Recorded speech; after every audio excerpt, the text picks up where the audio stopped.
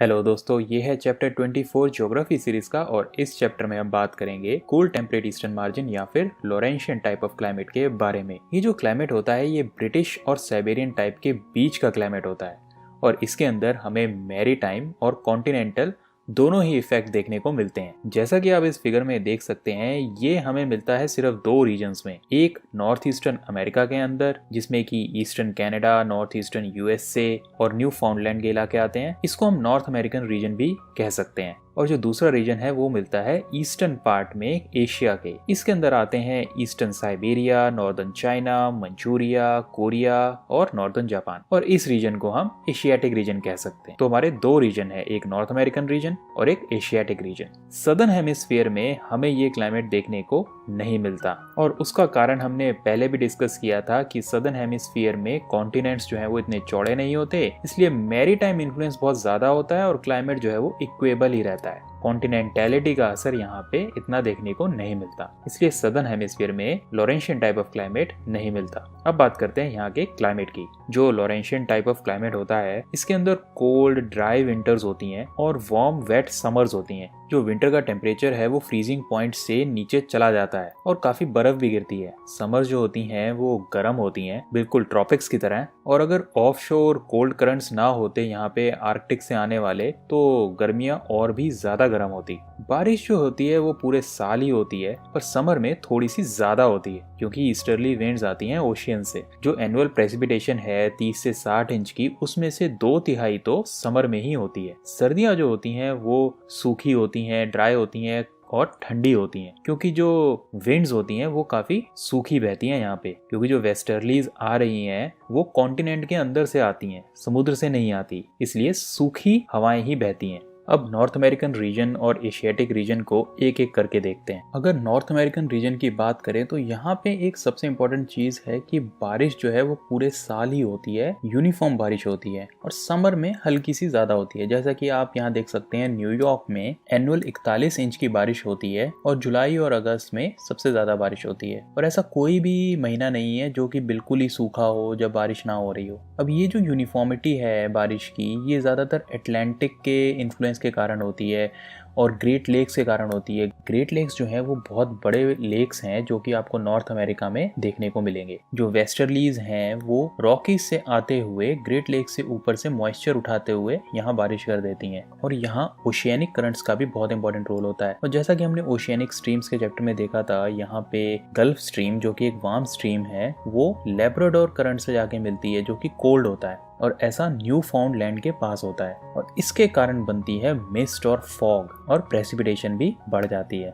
और न्यू फाउंडलैंड के अंदर जो ड्रिजल्स होती हैं, जो हल्की बारिश होती है, वो बहुत ही ज्यादा होती हैं। समर के अंदर जो टेम्परेचर होता है वो काफी हाई होता है। न्यूयॉर्क के अंदर जो जुलाई का मीन टेम्परेचर है वो हमें 23 डिग्री सेल्सियस के अराउंड देखने को मिलता है और ये 32 डिग्री सेल्सियस तक भी पहुंच जाता है। सर्दियों के अंदर जो टेम्परेचर है वो माइनस में चला जाता है। तो जो एनुअल रेंज ऑफ टेम्परेचर है वो काफ़ी ज़्यादा हमें देखने को मिलती है इन इलाकों में। अब बात करते हैं एशियाटिक रीजन की। एशियाटिक रीजन के अंदर जो रेनफॉल का ट्रेंड है वो बिल्कुल ही अलग होता है नॉर्थ अमेरिकन रीजन के मुकाबले। रेनफॉल जो है वो इतनी यूनिफॉर्म नहीं होती। सर्दियों के अंदर बहुत कम बारिश होती है और ज़्यादातर बारिश गर्मियों में ही देखने को मिलती है। बीजिंग या पेकिंग की अगर बात करें नॉर्दर्न चाइना के अंदर, तो आप देखेंगे कि अक्टूबर से अप्रैल के अंदर यहाँ बहुत ही कम बारिश होती है। टोटल बारिश 2.1 इंच से कम होती है और पूरे साल की जो बारिश है अराउंड 25 इंच की, ये उसका बहुत ही छोटा हिस्सा है। बाकी के 5 महीनों में जो है बाकी की बारिश होती है। जुलाई के अंदर तो 9.4 इंच की बारिश देखने को मिल जाती है। चाइना का जो अंदर का इलाका है वहाँ पर कॉन्टिनेंटल इफेक्ट बहुत ज़्यादा होता है, गर्मियाँ बहुत गर्म होती हैं, जिस कारण यहाँ पे लो प्रेशर का जोन क्रिएट हो जाता है। अब लो प्रेशर के कारण पैसिफिक ओशन से और सी ऑफ जापान से जो है south east monsoon winds flow करती हैं और यहाँ बारिश करती हैं। सर्दियों में यहाँ बारिश बहुत ही कम होती है। लॉरेंशियन क्लाइमेट को यहाँ पे कूल टेम्परेट मानसून क्लाइमेट भी कहा जाता है। बीजिंग के अंदर जुलाई का जो मीन टेम्परेचर है वो 26 डिग्री सेल्सियस के अराउंड होता है और जनवरी का -4.5 डिग्री सेल्सियस के अराउंड होता है। तो एनुअल रेंज ऑफ टेम्परेचर यहाँ भी काफ़ी ज़्यादा होती है। विंटर की प्रेसिपिटेशन नॉर्दर्न चाइना, जापान और कोरिया में बर्फ की फॉर्म में ही होती है। जापान का क्लाइमेट थोड़ा सा अलग होता है। यहाँ पे वार्म और कोल्ड करंट्स जो हैं वो मिलते हैं और यहाँ पे जो बारिश है वो साउथ ईस्ट मानसून के कारण होती है गर्मियों में और नॉर्थ वेस्ट मानसून के कारण होती है विंटर्स में। विंटर में आने वाले नॉर्थ वेस्ट मानसून जो है वो सूखी कोल्ड विंड्स होती हैं मेनलैंड एशिया की, बट जब वो सी को क्रॉस करती हैं, सी ऑफ जापान को, तो वो मॉइस्चर गेन कर लेती हैं और यहाँ पे बारिश करती हैं और स्नोफॉल भी होती है वेस्टर्न कोस्ट में जापान के। रेनफॉल जो है वो काफ़ी इवनली डिस्ट्रीब्यूटेड होती है टोक्यो के अंदर।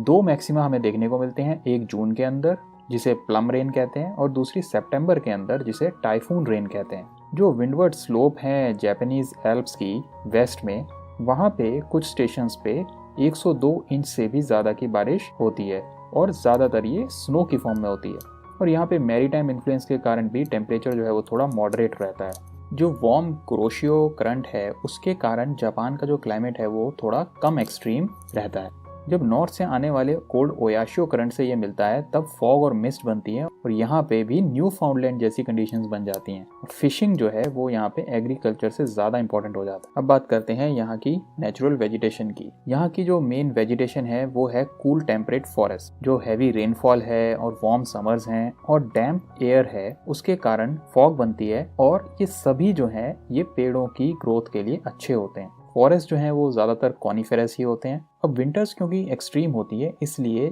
ऐसे पेड़ जो कि कोल्ड कंडीशंस के लिए सूटेबल ना हो वो कम पाए जाते हैं। लंबरिंग यहाँ पे भी हमेशा से एक इम्पॉर्टेंट ऑक्यूपेशन रहा है। तो जो भी ओरिजिनल कॉनिफेरस फॉरेस्ट थे, फर, स्प्रूस और लार्क वाले, वो तो पहले ही काटे जा चुके हैं लंबरिंग के लिए। ईस्टर्न कनाडा के अंदर जो सेंट लॉरेंस रिवर है उसके पास कैनेडियन टिम्बर और वुड पल्प की इंडस्ट्री जो है वो देखने को मिलती है। लेकिन अगर 50 डिग्री नॉर्थ से नीचे आए तो कॉनिफेरस फॉरेस्ट की जगह हमें यहाँ डेसिडुअस फॉरेस्ट देखने को मिलते हैं। ओक, बीच, मेपल और बर्च जो है वो ज्यादा पाए जाते हैं। मॉइस्चर यहाँ पे भी अच्छा खासा होता है इसलिए फर्न्स जो हैं वो जल्दी ग्रो करते हैं। यहाँ पे फूड और कैश क्रॉप्स दोनों ही उगाई जाती हैं। कनाडा के अंदर क्योंकि कॉनिफेरस सॉफ्टवुड ज्यादा पाई जाती है वो यहाँ पे ज्यादा इंपॉर्टेंट है अगर हम डेसिडुअस हार्डवुड से कंपेयर करें तो। अब बात करते हैं यहाँ की इकोनॉमिक डेवलपमेंट की। जैसा कि हमने पहले बात की, लंबरिंग और उससे मिलते जुलते ऑक्यूपेशन जैसे टिम्बर, पेपर और पल्प इंडस्ट्री यहाँ पे ज्यादा देखने को मिलती है। एग्रीकल्चर इतना इंपॉर्टेंट नहीं होता क्योंकि विंटर्स जो है वो काफी एक्सट्रीम होती हैं। मैरीटाइम इन्फ्लुएंस और बारिश के कारण कुछ क्रॉप्स जो हैं वो यहाँ पे जरूर उगाई जाती हैं जैसे कि पोटैटोज, ओट्स, बार्ले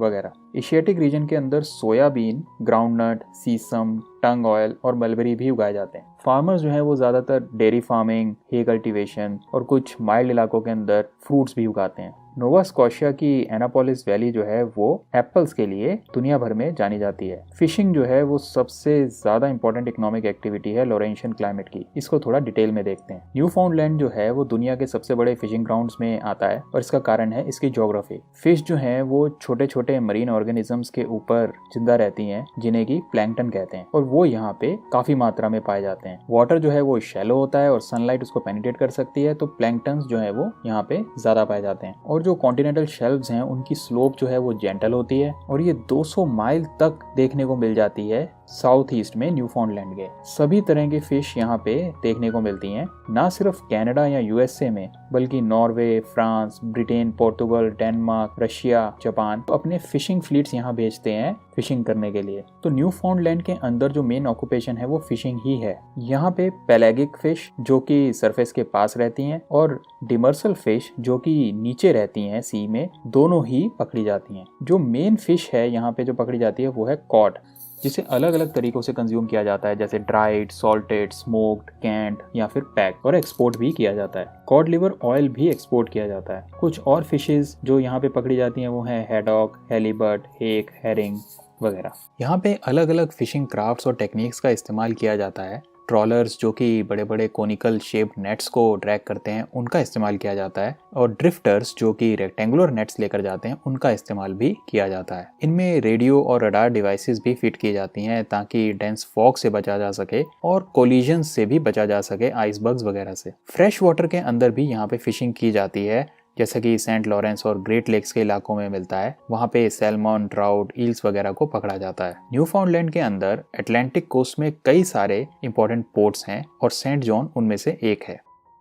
फिशिंग यहाँ पे इतनी ज़्यादा की जाती है कि ओवर फिशिंग की प्रॉब्लम भी हमें देखने को मिलती है। अगर जापान में फिशिंग की बात करें तो नॉर्थ वेस्ट पैसिफिक में काफ़ी ज़्यादा फिशिंग होती है। यहाँ पे मीट वैसे ही कम पाया जाता है और जो इलाका है वो माउंटेनियस होता है, पहाड़ी होता है, इसलिए प्रोटीन के सोर्स के लिए यहाँ पे फिशिंग वैसे भी बहुत इंपॉर्टेंट है। इसके अलावा यहाँ पे सीवीड कल्टीवेशन भी की जाती है और एक इम्पॉर्टेंट चीज जो है वो है यहाँ पे पर्ल कल्चर, जिसमें डाइवर्स जो हैं वो पानी के अंदर जाकर पर्ल ओएस्टर्स इकट्ठे करके लाते हैं। जो नेचुरल पर्ल्स हैं उनका मिलना बहुत ही मुश्किल होता है, इसलिए ओएस्टर्स की ब्रीडिंग भी यहाँ पर की जाती है। जैपनीज जो हैं वो सिर्फ अपने टेरिटोरियल वाटर के अंदर ही फिशिंग नहीं करते, बल्कि ये बहुत दूर के इलाकों में जाकर भी फिशिंग करते हैं, जैसे कि आर्कटिक, अंटार्कटिक और अटलांटिक में। जापान की जो फिशिंग इंडस्ट्री है वो बहुत ही एडवांस है और इसे दुनिया की ग्रेटेस्ट फिशिंग नेशन भी कहा जाता है। इस चैप्टर में इतना ही। अगर आपको वीडियो पसंद आया तो लाइक और शेयर जरूर करें और चैनल को सब्सक्राइब करना ना भूलें। मिलते हैं अगले वीडियो में।